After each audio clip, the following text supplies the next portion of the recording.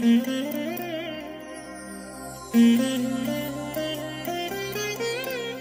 దినం పరము నుండి దిగివచ్చు మాట. ఇది నీ జీవితానికి వెలుగుల బాట.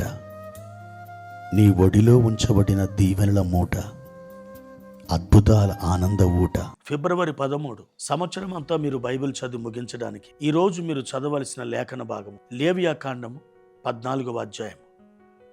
సాయంత్రం మత్తయి సువార్త 26వ అధ్యాయము 51 నుండి 75 వరకు. క్రీస్తునందు నాకు అత్యంత ప్రియమైన దేవుని బిడ్డలారా, ఈ ఉదయకాల సమయంలో మీ అందరికీ దేవుని కృప తోడై ఉండునుగాక. ప్రియా దేవుని బిడ్డలారా, ఎలా ఉన్నారు? బాగున్నారు కదూ? ఈ దినం మీ జీవితంలో ఆశీర్వదించబడిన దినముగా ఉండాలని మీ కొరకు దేవుని సన్నిధానములో ప్రార్థిస్తున్నాను. మీరు నిరీక్షణ కలిగి ఉండండి.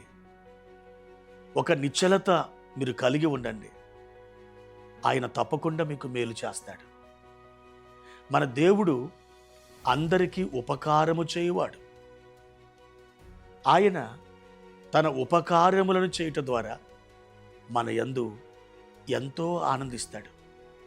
ఈ రోజున మన ప్రభు అయిన యేసుక్రీస్తు వారు మీ యందు ఆనందించాలని ఆయన ఆశిస్తున్నాడు. ఈరోజు ఆయన నుండి ఒక అద్భుతాన్ని మీరు ఆశించండి. తప్పకుండా మీ నిరీక్షణ దేవుడు సఫలం చేస్తాడు.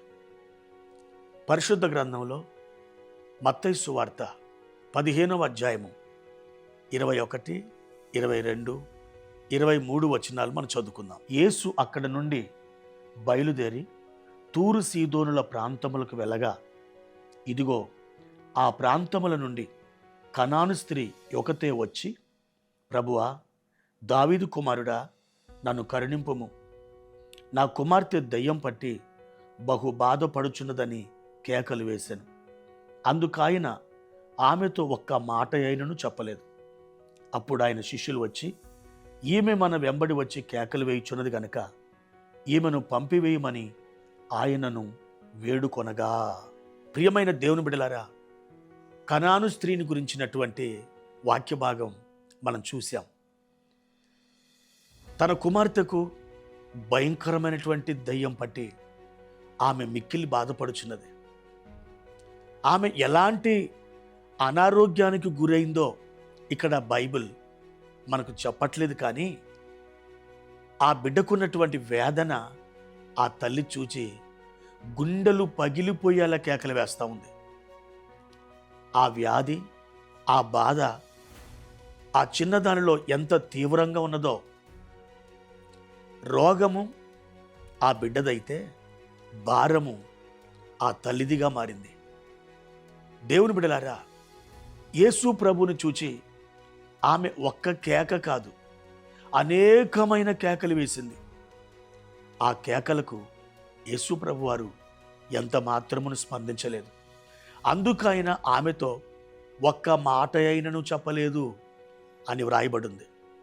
ప్రియమైన దేవుని బిడ్డలారా, ఆమె ఓడిపోయినటువంటి ఒక స్త్రీనా? ఎంత మాత్రమును కాదు. ఆమె ప్రయత్నించి ప్రయత్నించి ప్రయత్నించి విజయం సాధించింది. అవును, మీరు 1-2 మార్లు ప్రయత్నించి, నా ప్రయత్నాలు అన్నీ వ్యర్థమైపోయినాయి, విఫలమైపోయినాయి, ఇక నేను ఏం చేయలేను, నా వల్ల కాదు, నేను చేతకాని వాడను, చేతకాని దానను, ఇక నేను ఓడిపోయినట్లే అని నిన్ను నీవే తలంచుకొని నువ్వు ఆగిపోతే నువ్వు అనుకున్నట్లు ఓడిపోయిన స్థితిలోనే ఉంటావు. కానీ దేవుడు అంటున్నాడు, కొంచెం ప్రయత్నించి చూడు, ఇంకా కొంచెం ప్రయత్నించి చూడు, ఇంకా కొంచెం 2 అడుగులు వేసి ప్రయత్నించి చూడు, విజయం నీ సొంతమవుతుంది అని దేవుని యొక్క వాక్యం ఇక్కడ సెలవిస్తుంది. ఆమె అనేకమైన కేకలు వేసింది. యేసు ప్రభు వారు ఒక్క మాట కూడా ఆమెతో పలకలేదు. శిష్యులు వచ్చి రికమెండేషన్ చేశారు, ఆమె మన వెంబడొస్తుంది, ఆమెను పంపివేయమని ప్రభుతో వారు మనవి చేశారు. అప్పటికి యేసు ప్రభు వారు స్పందించలేదు.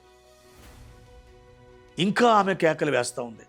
చిట్ట చివరికి యేసు ప్రభువారు ఆమె కుమార్తెను స్వస్థపరిచే విధంగా ఆయన అడుగులు ముందుకేశాడు.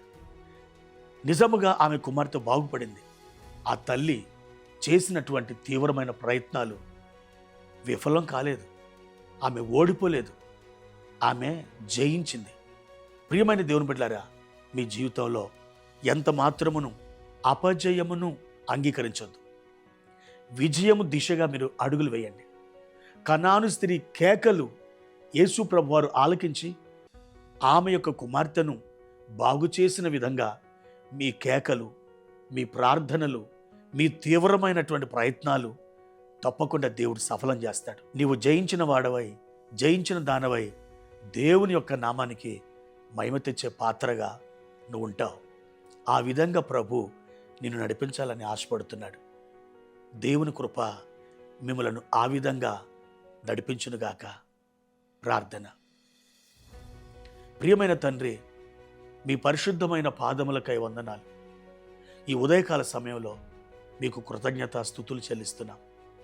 నాయనా, ఓడిపోయిన జీవితం అది కాదు. మా పక్షముగా నీవు గెలిచి అపవాది మీద, వాని సైన్యం మీద మాకు ఘనమైన విజయాన్ని మీరు దయచేశారు. మా తండ్రి, ఈ ఉదయకాల సమయంలో మా ప్రియులను ఆశీర్వదించి విజయముతో నింపుమని యేసు నామములో ప్రార్థిస్తున్నాము తండ్రి. ఆమేన్.